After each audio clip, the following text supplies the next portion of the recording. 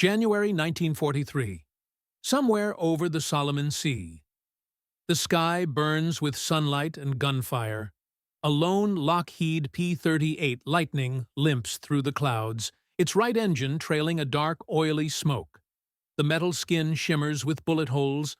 One propeller barely spins. Inside the cramped cockpit, the pilot fights the controls, both hands locked on the yoke, the vibration rattling his teeth. Altitude dropping. Oxygen running low. Above him, 3 Japanese A6M Zeros cut across the glare of the Pacific sun. Their radial engines hum in perfect sync, wings flashing red circles, the Hinomaru, symbol of Imperial Japan. They circle, patient, predatory. From the ground far below, it looks like a silver cross twisting through blue flame. The ocean waits, cold and indifferent. The pilot knows he's not making it back. His radio is dead. His instruments flicker. Yet in the silence between the bursts of gunfire, something stirs. Instinct. Or maybe defiance. He pulls back on the stick, forcing the dying aircraft upward into the clouds. The Japanese pilots exchange quick signals, scanning the mist. And then, nothing. The lightning vanishes. What happened next would leave even hardened Japanese aces speechless. By the winter of 1943, the war in the Pacific had become a contest of endurance, not just between fleets and nations, but between men and machines. The Empire of Japan, still flush with victories from Pearl Harbor, the Philippines, and the Dutch East Indies, controlled a vast oceanic empire stretching from Burma to the Central Pacific. Its air arm, the Imperial Japanese Navy Air Service, seemed invincible. Their weapon of dominance, the Mitsubishi A6M Zero, had rewritten aerial warfare. Agile, lightweight, and armed with deadly 20mm cannons, it could turn tighter, climb faster, and fly farther than almost anything the Allies had in 1942. American, British, and Australian pilots learned the hard way that dogfighting a Zero on its own terms meant death. But change was coming. Across the Pacific, in the assembly plants of Lockheed, a new machine was rolling off the lines, the P-38 Lightning. Designed years earlier for high-altitude interception, it was unconventional. 2 booms, 2 engines, a central pod for the pilot. At first, many called it awkward, even ugly. Yet in the Pacific, it found its purpose. While other Allied fighters struggled with range, the Lightning could cross oceans. Its twin turbo-supercharged Allison engines gave it speed above 400 mBs, and its central nose battery, 4 50-caliber machine guns, and a 20mm cannon, meant it could shred a bomber or fighter in seconds. In the early months of 1943, the U.S. Army Air Forces were desperate to stop Japanese momentum. Their foothold in the Solomon Islands, particularly Guadalcanal, hung by a thread. Every ton of supplies, every ship that crossed the slot. The narrow stretch of sea north of the island chain was contested by Japanese bombers and fighters. The skies above were a daily killing ground. American and Japanese pilots often saw each other at dawn, the tropical sun rising behind lines of vapor trails. Engagements were sudden, brutal, and often over in minutes. Survivors described the encounters as dances of death, a spiral of smoke, tracer rounds, and screaming engines that vanished into the clouds. For American flyers, facing the Zero demanded a new mindset. They were told never to turn, never to climb with it. Instead, hit fast, hit hard, and dive away. The boom and zoom tactic. It was a doctrine born from necessity and technology, using the P-38's weight and power to outpace the lighter Zero. But tactics alone couldn't erase the fear. Many of the young pilots were barely out of flight school, 19, 20 years old. facing veterans of the China and Pearl Harbor campaigns. The Japanese were disciplined, confident, and often fatalistic. Allied flyers whispered that their opponents would rather die than retreat, and often did. For the Americans, this created a strange respect, even among those who hated what Japan had done. The air war wasn't just about machines, it was about the psyche, endurance, precision, and willpower at 20,000 feet. By mid-1943, the P-38 Lightning squadrons began to appear in greater numbers over the Solomon Islands. Their long range allowed them to escort bombers deep into Japanese-held territory, to Rabaul, Bougainville, and New Britain. And for the first time, the balance in the sky began to shift. The Japanese, who once saw the Pacific as their empire's fortress, now faced a new kind of enemy, one who could reach them, strike hard, and vanish before the counterattack arrived. Still, the struggle was far from over. Each day brought stories of courage and loss. Aircraft disappearing into jungle-covered mountains, rescue missions in shark-infested waters, and desperate dogfights where only seconds decided life or death. And amid all this chaos, one particular encounter, a single crippled P-38 that refused to die, would come to symbolize the spirit of those men and machines. It began, like so many others, over the islands of the Solomon Chain. The Solomon Islands, a long, broken chain of tropical jungle and volcanic rock, became one of the bloodiest battlegrounds of the Pacific War. To the men who flew above them, these islands were both lifeline and graveyard. Beneath their emerald canopy lay wrecked aircraft, twisted aluminum, and the bones of pilots from both nations, silent witnesses to a war fought far from home.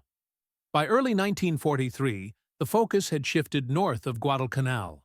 The Americans had finally secured the island after 6 months of relentless fighting, but Japan still held powerful positions farther up the chain. New Georgia, Bougainville, and, most importantly, Rabaul, on the island of New Britain. Rabaul was no ordinary airbase. It was a fortress, the beating heart of Japan's South Pacific Command. Over 300 aircraft, from bombers to Zero fighters, were stationed there, ready to strike in every direction. Whoever controlled Rabaul could dominate the entire region. The U.S. knew this. To neutralize Rabaul, they needed reach, and that's where the P-38 Lightning came in. Unlike the shorter-ranged P-40 Warhawks and P-39 Airacobras, the P-38 could fly over 2,300 miles with drop tanks. It was the only fighter that could escort bombers deep into Japanese territory and bring its pilot home again. That range transformed strategy.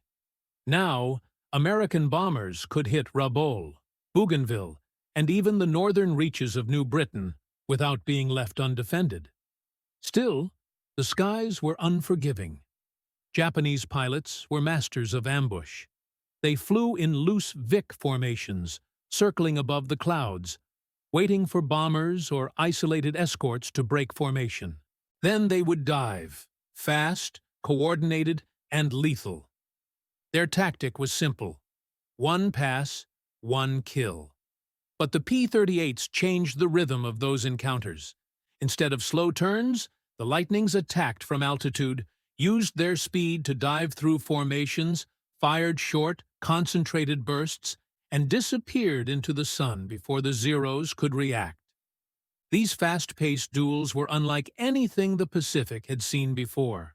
In the 13th Fighter Command, stationed at Henderson Field on Guadalcanal, pilots began to earn reputations, names like Major Thomas Maguire, Charles MacDonald, and Richard Bong, who would later become America's top ace. Yet the fame came with loss. Every mission north meant hours over open sea, with no radio contact, no landmarks, and no guarantee of rescue. If your engine quit, the Pacific became your tomb. The weather added another enemy. The Solomon skies could shift from clear blue to thunderous gray in minutes. Pilots described walls of cloud rising 30,000 feet, cumulus towers that swallowed formations whole. Radar was primitive. Navigation was instinct.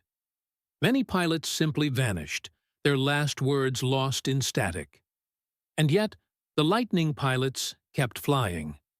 They learned to trust their machines. The twin engines gave a kind of psychological armor. Even if one was hit, the other might bring you home. That belief would be tested again and again. In early missions toward Bougainville, a pattern began to emerge. P-38s returning home often showed astonishing battle damage. Shredded wings, holes in the fuselage, missing propeller blades. And still, somehow, they flew back. Japanese pilots began to take notice. They wrote in combat diaries about the twin-tailed devils, aircraft that absorbed punishment no Zero could survive. It was this mixture of toughness, range, and speed that made the Lightning both feared and respected. And among those missions, somewhere between the clouds over New Georgia and the sun-struck sea beyond Rabaul, one story stood apart. A P-38, riddled with bullets, engines coughing, seemed finished. Japanese fighters circled to watch it fall. But then, against all logic, it climbed, straight into the clouds, and moments later returned from above with guns blazing. The details of that fight would travel across squadrons, whispered in tents and debrief rooms. Some called it luck. Others called it a miracle of machine and man. But to understand what truly happened that day, we have to look at the forces inside the cockpit. Not just engines and metal, but the people who flew them. Flying a P-38 in the Pacific was an act of faith.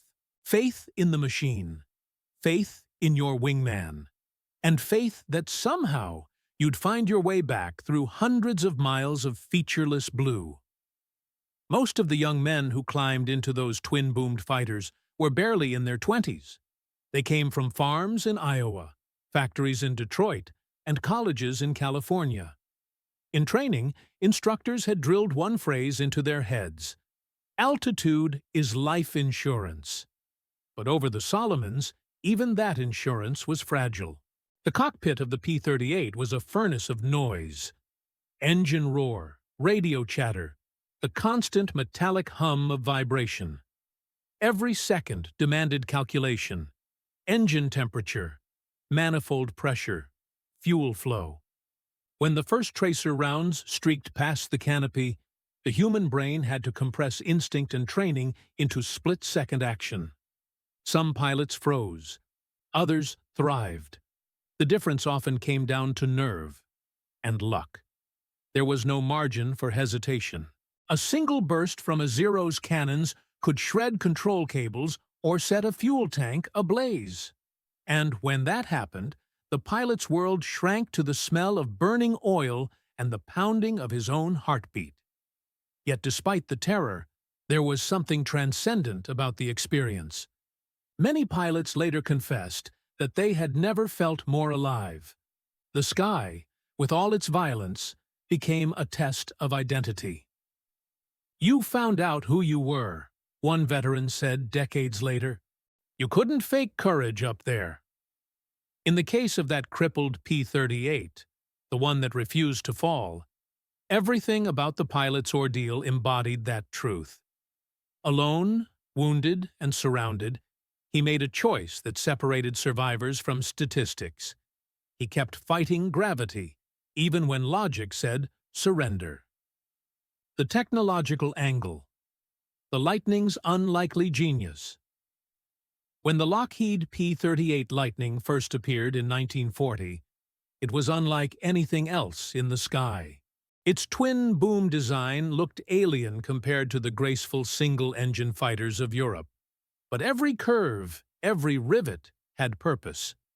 At the heart of its power were two Allison V1710 engines, each equipped with General Electric turbo superchargers.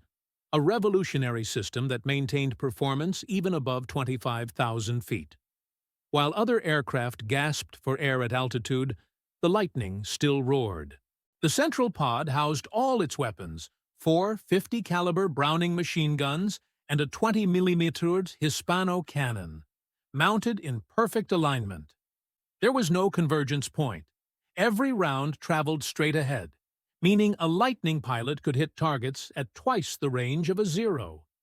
Its tricycle landing gear offered stability on rough Pacific airstrips, and its long laminar wings carried enormous fuel tanks. But perhaps its most vital feature was redundancy. 2 engines, 2 chances. Lose one, and the other could still get you home. To the Japanese, this defied everything they understood about aerial combat. Their philosophy favored speed through lightness. Remove armor, remove excess weight, trust maneuverability. The P-38's philosophy was the opposite. Survive the first hit, then strike back harder. This difference wasn't just mechanical, it was cultural. The Zero represented agility and spiritual purity. The Lightning represented engineering and persistence. In combat, that contrast played out brutally. Zeros could outturn the Lightning in a close dogfight, but the P-38 could dive away at over 420 mm, a move no Zero could follow without tearing its wings off. American pilots learned to use that advantage ruthlessly. They called it boom and zoom. Dive, shoot, climb away. Never linger, never turn. When used correctly, it turned the Lightning into a weapon of momentum. Pilots described the first time they watched tracer fire tear through a formation of Zeros, the enemy disintegrating in flashes of light and vapor, and felt the balance of power tilt ever so slightly. But the same design that saved lives could also betray them. A damaged turbo, a seized propeller, or an asymmetric engine failure could send the aircraft spiraling uncontrollably. In those moments, only instinct and raw strength could wrestle it back under control. That's what made the story of the crippled P-38 so remarkable. Flying on one engine, with drag from the shattered prop, the aircraft should have stalled and dropped like a stone. Yet somehow, it clawed back into the clouds. The Japanese pilots who witnessed it weren't just astonished by the man's bravery. They were stunned by the machine's endurance. The Lightning had taken the beating of a lifetime, and still had fight left in it. For the first time, the myth of the invincible Zero had met a rival that refused to play by its rules. And as reports spread through both camps, of a damaged P-38 that vanished into cloud cover only to return and strike from above, it became clear. This was more than a dogfight. It was a shift in how both sides understood survival itself. The Pacific sky was a chessboard of movement, and every pilot was a piece in motion. Predator one moment, prey the next. The Japanese Zero, with its ultralight frame and massive turning radius, was a dancer. Graceful, reactive, alive in tight spirals. The P-38 Lightning, by contrast, was a battering ram. Heavy, deliberate, designed for speed and altitude rather than elegance. American pilots were taught one rule above all: never turn with a Zero. To do so was suicide. Instead, the Lightning's strength came from its vertical plane. The boom and zoom. Dive in from above at immense speed, fire a burst, and use the momentum to climb out of range. Never linger, never trade turns. This method demanded precision. You had only seconds to aim, fire, and escape. It was aerial warfare reduced to mathematics: angle, altitude, timing, and throttle. But when a P-38 was hit, those equations shattered. The pilot's world became chaos: asymmetric drag, failing hydraulics, engine vibration, and smoke thick enough to blind.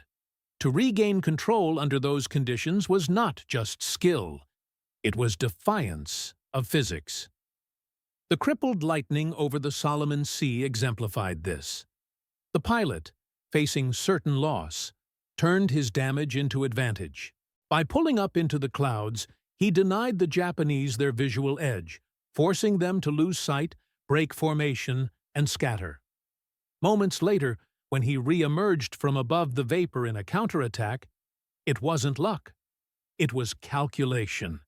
He had turned desperation into ambush. That move, a crippled fighter diving down on its pursuers, rewrote tactical logic. It proved that even a wounded machine could become a weapon if its pilot refused to yield. The enemy's perspective. The shock of the twin-tailed devil. From the Japanese point of view, the P-38 was a monster. It was faster, could climb higher, and, most importantly, it could take punishment. Their Zeros could not. Japanese ace Saburo Sakai, one of the most respected naval pilots of the war, later admitted that the Lightning could not be caught in level flight, and that its concentrated firepower tore planes apart with frightening ease. In debriefings, Japanese pilots described the first encounters with the P-38 as unnatural. The twin boom silhouette, silver and angular, looked like something alien, and when they shot one and watched it continue flying, smoking, limping, but not falling, they realized they were facing a new kind of enemy. Reports from the 204th and 252nd Kokutai units stationed at Rabaul mention instances where a P-38 absorbed dozens of 7.7 mm hits and still climbed away. Pilots began calling it Ni-Otsu no Akuma, the twin-tailed devil. To the Zero pilots raised in the spirit of Bushido, combat was not just about skill, but about moral clarity, life or death, honor or defeat. When a crippled P-38 rose back into the fight, it challenged that worldview. The enemy was supposed to fall. Instead, it came back. And on that day over the Solomon Sea, that exact disbelief played out in real time. 3 Japanese pilots had engaged what they believed to be a finished target. They expected to watch it sink into the ocean, a clean kill. But when it disappeared into the clouds and then struck back from above, it shattered their confidence. Eyewitnesses later recalled 1-0 breaking formation in panic, spiraling down. Another tried to climb and was hit by cannon fire from the Lightning. The third escaped, his canopy cracked, his tail punctured. In their combat reports, the surviving pilots described it in almost spiritual terms. A wounded enemy who would not die. The moral and psychological angle. The will to rise war pushes human endurance to its breaking point. Machines fail. Bodies break. What remains is will, the thin thread that separates surrender from survival. In that moment above the Pacific, the pilot of the crippled P-38 wasn't just flying. He was refusing to die. Psychologists who studied combat pilots after the war found something remarkable. The mind, under extreme stress, can enter a state of hyper-focus. Time slows, instinct takes over, and impossible decisions become automatic. For fighter pilots, this often meant the difference between life and death. When his right engine failed and the controls stiffened, the pilot could have bailed out. But in that cockpit, with oil pressure dropping and smoke obscuring the sun, he made a split-second choice. Climb. Not to escape, but to fight back. It was an act of pure defiance. In military history, moments like this transcend nationality or ideology. They speak to something universal. The refusal to be defined by circumstances. The Japanese called it seishin, fighting spirit. The Americans called it grit. But in truth, it was the same thing. A man facing death, deciding to rise. When the P-38 broke through the top of the clouds and dove back on its pursuers, The physical damage no longer mattered. What mattered was the pilot's mind, locked in the present, fearless, unstoppable.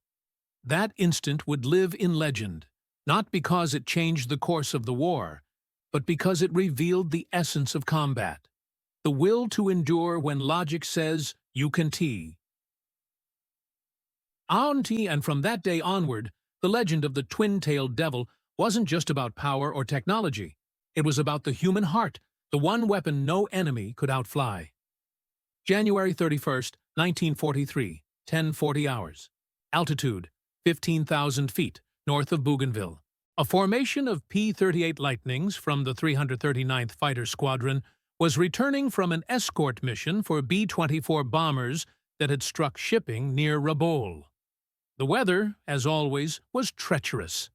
Towering clouds rising like cathedrals, visibility dropping without warning.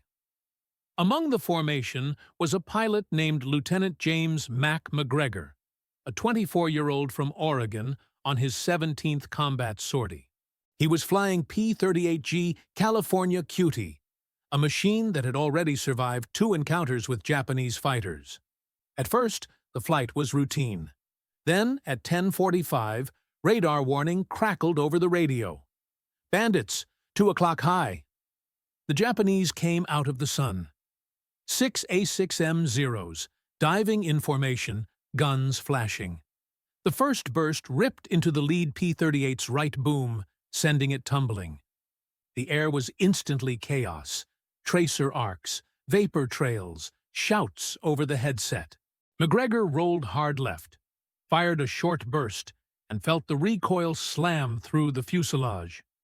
A Zero flared past his nose, black smoke pouring from its cowling. But as he pulled up to climb, his right engine screamed, then coughed and died. Oil sprayed across the canopy. The propeller froze. His Lightning lurched sideways, yawing violently. Red lights flickered across the instrument panel. He was hit. The smell of burnt oil filled the cockpit. He tried feathering the prop, but it wouldn't respond. The windmilling blade turned his right boom into a drag anchor. His airspeed bled off fast. Over the intercom, he heard his wingman shout, "Mac, you're smoking! Bail out!" But he didn't. Instead, McGregor trimmed the rudder, throttled back the good engine, and leveled out. The sky was empty for a moment. Then he saw them. 3 Zeros, circling back, closing in. His altitude was down to 9,000 feet. Below, the Pacific shimmered, endless, merciless blue. The Japanese pilots tightened their formation, confident their prey was finished. They had seen this before. A wounded twin-engine fighter, slow, bleeding altitude, easy meat. The lead Zero lined up for the kill. Rounds shattered through the Lightning's tail, tore through the canopy frame, and smashed the radio. McGregor's left arm stung with shrapnel. But somewhere beneath the roar of the engine and his racing pulse, something colder took hold. Focus. He knew his only hope was altitude. Clouds loomed above, thick and white. If he could reach them, he could vanish. He pushed the throttle on his remaining engine to the stop. The Lightning shuddered, fighting the asymmetric pull. Slowly, painfully, it began to climb. The Zero pilots followed, amused. They'd seen desperate climbs before. No one outran gravity on one engine. At 11,000 feet, the Lightning's nose began to dip. The damaged prop bit the air, dragging it back. McGregor gritted his teeth, trimmed again, and kept climbing. 12,000 feet. 13,000. The engine temperature spiked. Warning lights glowed red. The frame groaned like something alive. He broke into the lower layer of cloud. The world turned gray. The noise outside dulled. For a few seconds, there was only the heartbeat and the steady vibration of the single engine. He leveled out, vanished into the mist. Below, the Japanese formation lost visual contact. The leader barked orders, scanning the haze. The Americans often fled into clouds, usually never came out. They waited. But above them, hidden by vapor, the crippled lightning still flew. McGregor adjusted his trim again, using the cloud cover as armor. He circled slowly, trying to steady his breathing. The smoke in the cockpit thinned. Then he saw a break in the cloud wall. Sunlight poured through, golden and blinding. And below it, faintly visible, the Zeros hovered like black specks. Something primal rose inside him. A pilot's instinct, rage, survival. He rolled the lightning inverted, nosed down, and dove. The altimeter spun as the cloud tore away. The wind screamed around the fuselage. The Japanese never saw it coming. McGregor's first burst hit the leader dead on, 20mm shells ripping through the Zero-E's fuselage. The aircraft exploded into a fireball, fragments spinning into the sea. The second pilot rolled hard left, but McGregor's guns caught him on the wing root. The Zero disintegrated mid-air. The third panicked, diving away. Smoke trailed from the lightning again, but it kept diving, kept firing. What had been a doomed retreat became an ambush from the heavens. When the last Zero vanished into cloud, McGregor pulled out, low, fast, heart pounding. His engine was dying, his oxygen low, but he was alive. The radio was dead, the gauges unreadable. Still, he turned south, toward home. Hours later, a patrol from Henderson Field spotted him limping over the sea, one engine dead, the other sputtering. He landed with his tires burst and wings full of holes, but alive. He had brought back more than a damaged airplane. He had brought back proof that sometimes, even when all odds say no, you can still climb. When Lieutenant James Mac McGregor's crippled Lightning touched down at Henderson Field, it was barely a plane anymore. One engine was completely seized. Half the control surfaces were shredded. Mechanics counted over 190 bullet holes across the wings and fuselage. Yet the aircraft had flown more than 200 miles back from enemy territory. Ground crews surrounded it in silence, staring at the wrecked fighter that should have fallen into the sea hours earlier. McGregor climbed down from the cockpit, oil-soaked, face pale, eyes hollow from exhaustion. He said only 4 words before collapsing. "Tell them it works." Word spread fast across the 13th Fighter Command. By nightfall, the story was already retold in every tent on Guadalcanal, each version growing slightly more mythic. Some said he had downed 6 planes. Others swore he flew on fumes. But the essence remained. A crippled Lightning had not only survived, but fought back, and won. To the pilots who risked their lives daily, it was more than a story. It was a promise. The Japanese reaction. Hundreds of miles away, at Rabaul Air Base, the mood was grim. 3 aircraft from the 204th Kokutai had not returned. A 4th pilot, the only survivor of that engagement, gave his debrief, and his words startled even his commanding officer. He described a wounded American plane that vanished into the clouds, a plane so damaged it should have fallen instantly, only to return like thunder from above. His squadron leader, a veteran ace, had been cut in half by cannon fire in the first burst. Another had simply vanished in flames. The officer taking the report paused, then asked the same question that would echo across Japanese intelligence channels. How can a broken aircraft climb? Reports like this filtered back to Tokyo through intelligence summaries. The phrase twin-tailed devil appeared again, not in rumor, but in official language. It was both respect and fear. The P-38, once considered cumbersome and overbuilt, was now viewed as a supernatural enemy. one that could defy destruction. In the code of Bushido, such resilience carried meaning. Japanese airmen had long believed that will and purity of purpose determined a warrior's fate, but the Lightning and its pilot embodied something even more elemental: unyielding defiance, recognition and reflection. Back at Henderson Field, McGregor was grounded for weeks. His left arm had been sliced by shrapnel. His hearing was damaged from the concussion of the exploding Zero. Yet even in the infirmary, he was asked again and again, "How did you climb?" He tried to explain. The surviving engine was running hot, the drag almost uncontrollable, but the clouds were his only chance. He used their cover to reset the fight. "They thought I was gone," he said quietly. "That's why I went up, to make them think it too." The simplicity of that logic struck everyone who heard it. He hadn't planned to become a hero. He had just refused to die the easy way. When the report reached the 13th Air Force's operations desk, his kill claims were confirmed. 2 Zeros destroyed, a third probable. The intelligence officers noted the altitude at which the engagement occurred, the conditions, and the extent of the damage. It was more than a combat report. It was a case study in endurance. Lockheed engineers back in Burbank later studied photographs of McGregor's aircraft.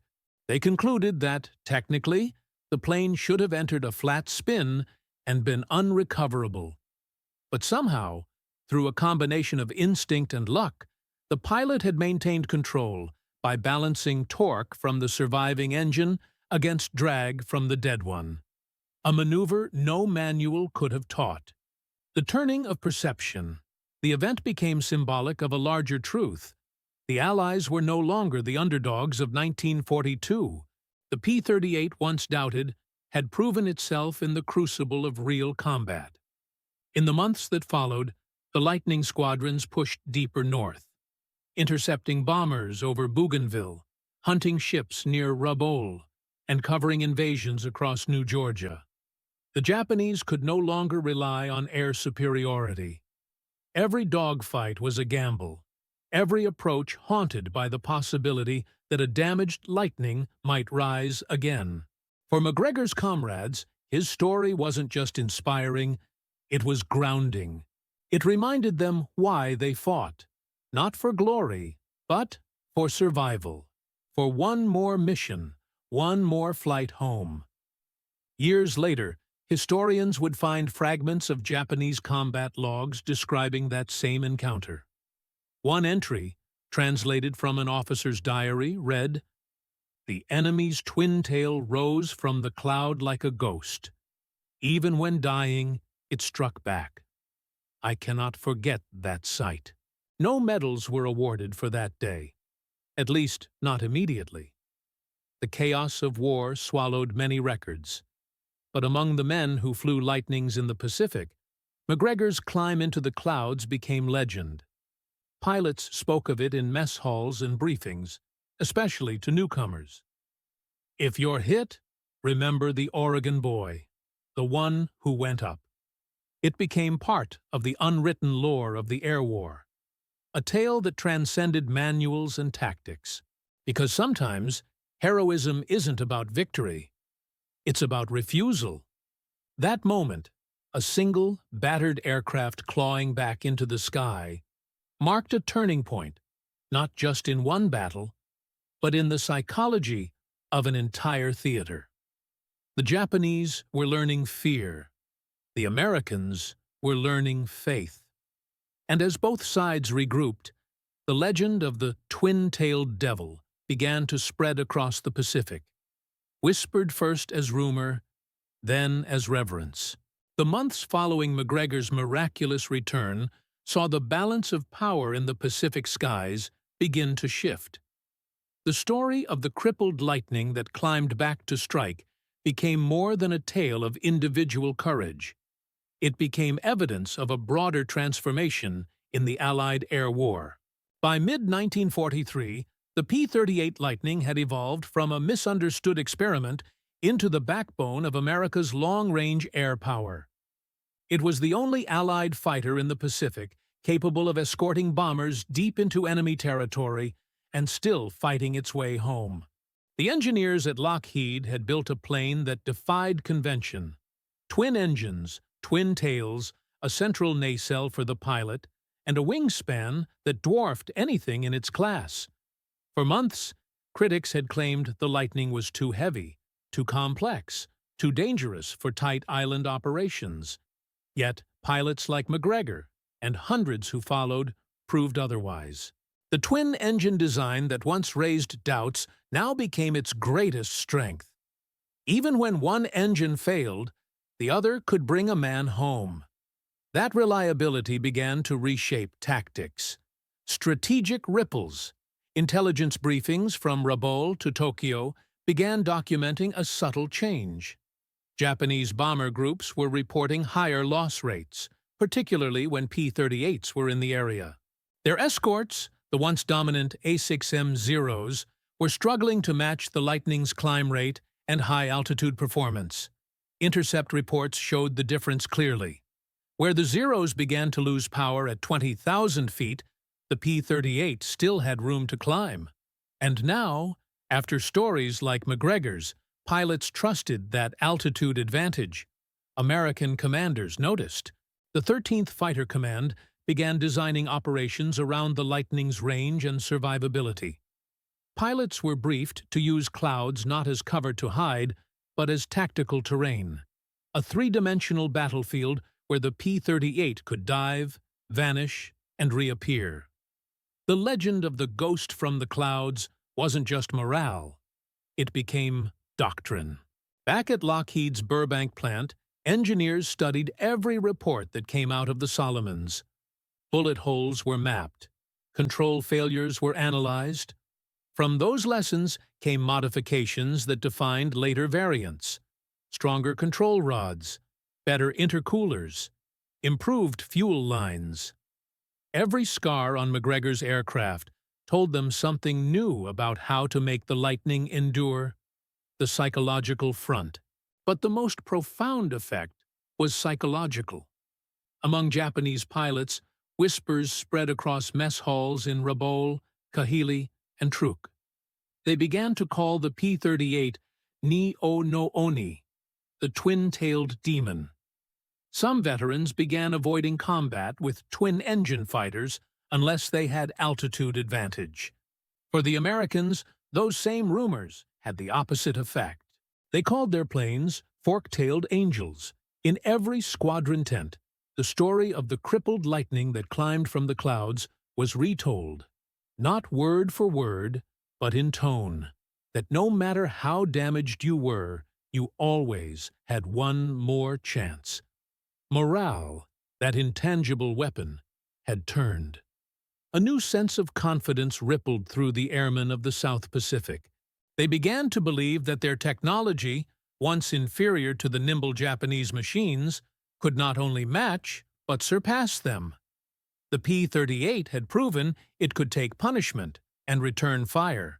In war, belief is often as lethal as bullets. And for the Americans, belief had just taken flight. By late 1943, missions across the Solomons and Bismarck Sea were being dominated by Lightning squadrons. Reconnaissance units photographed the damage they inflicted, revealing shattered airstrips, burning barges, and crippled enemy convoys.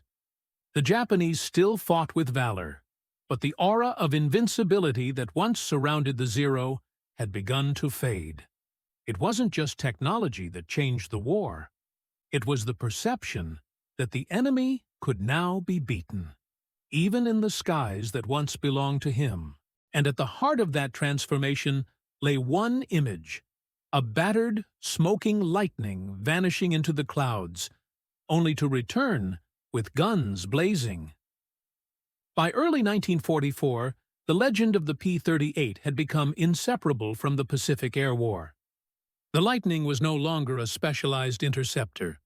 It was a symbol of reach, endurance, and revenge. The Japanese command at Rabaul began noticing something unsettling in combat reports. Even when they scored solid hits, American aircraft were returning to base.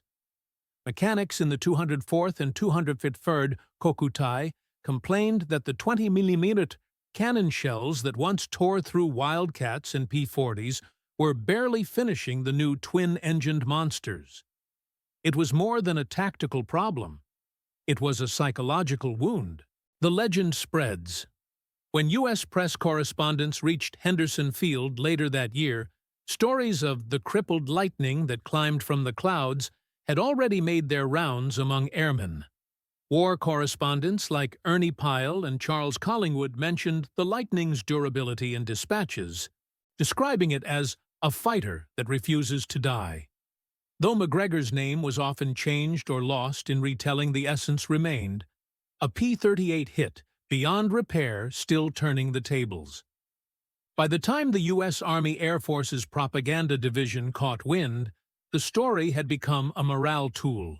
Posters and radio segments used it to reinforce a new identity for the American pilot: resourceful, unbreakable, relentless.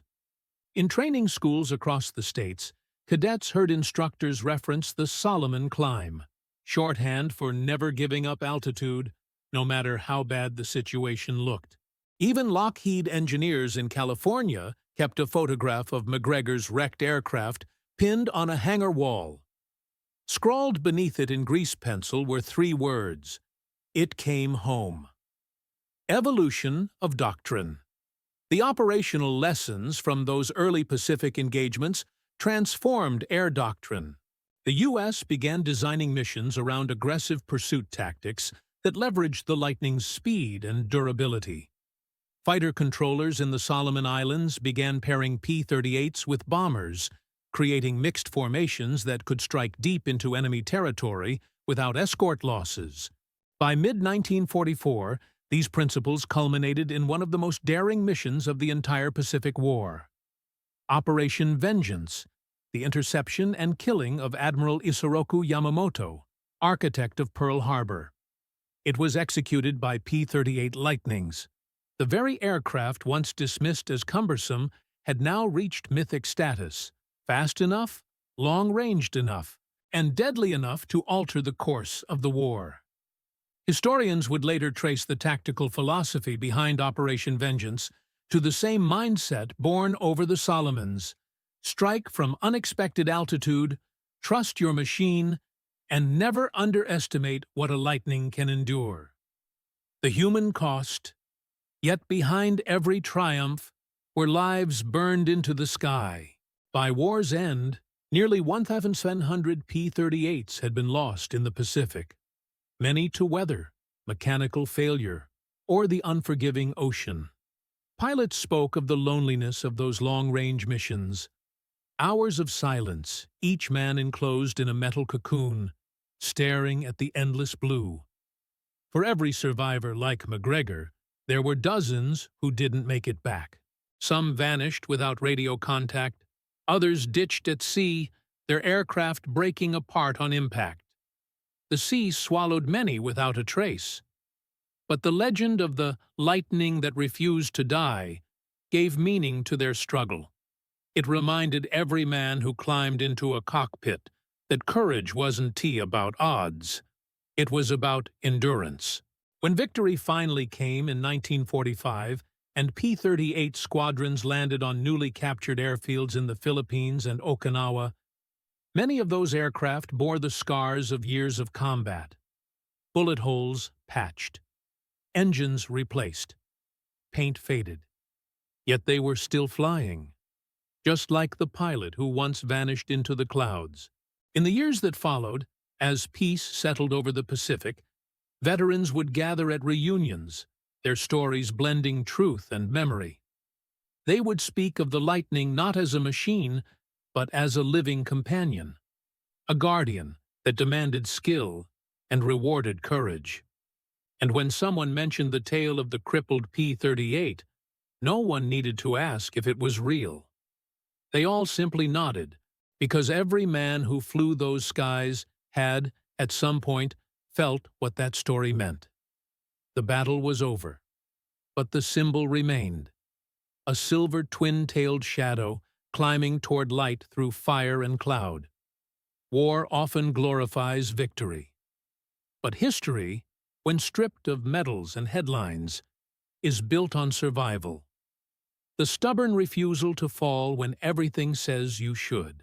The story of the crippled P-38 Lightning is not about speed, firepower, or technology.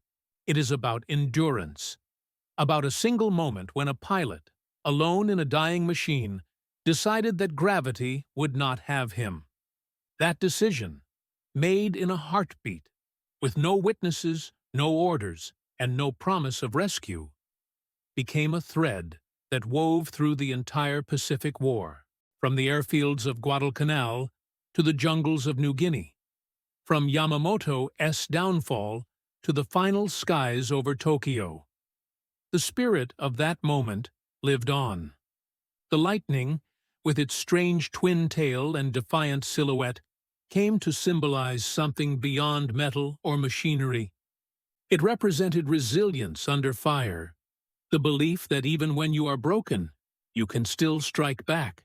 For the Japanese pilots who saw it rise from the clouds, it was a glimpse into the relentless resolve of an enemy that would not yield. For the Americans who heard the story, it was proof that courage could carry a man and a nation through the darkest of hours. Today, few of those lightnings remain. Their aluminum bones rest in museums, their engines silent. But every rivet, every scar, carries a whisper from that day over the Solomon Sea. A reminder that heroism is not always loud. Sometimes it is just a single climb into the clouds, because history is not written by those who never fall. It is written by those who rise again, even when their wings are broken.